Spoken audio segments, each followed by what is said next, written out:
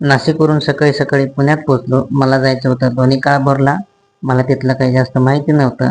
एक रिक्षावाला भेटला. तो म्हटला, दादा इथून खूप लांब आहे आणि तुम्हाला बस पण आता भेटणार नाही. 300 रुपये द्या, मी तुम्हाला नेऊन सोडतो. मी पण हुशार होतो. त्याला म्हटलं PMPL ची बस जिथे लागते तिथेच मला सोड. बसमध्ये बसलो आणि अक्षरशः फक्त 30 रुपयामध्ये मी हडसपेटला पोहोचलो.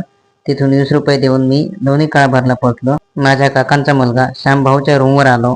त्याच्या रूमवर थोड्याच वेळात आवरून मी रेडी झालो. त्यानंतर माझा चुलत भाऊ समाधान, जो की पुण्यात जॉबला होता, तो गाडी घेऊन आला. नंतर आम्ही दोघेही निघालो DIBATOच्या रिजनल सेंटरला. रिजनल सेंटरला जाण्याचं कारण म्हणजे मला तिथून सर्टिफिकेट घ्यायचे होते. पुण्याच्या ट्रॅफिकमधून रस्ता काढत कसाबसा युनिव्हर्सिटीत पोहोचलो आणि तिथून एकदाचे डॉक्युमेंट्स घेऊन टाकले. तिथून रिटर्न निघालो तर वाट्यातच दगडूशेठ गणपती होता. घाईतच गणरायांचं दूरदर्शन घेतलं आणि मनात म्हटलं, देवा तुझी इच्छा असेल तर परत नक्की इथे आणशील. तिथून जवळच शनिवार वाडा होता. पुण्यात आलोच होतो तर मग तोही बघायला आलो.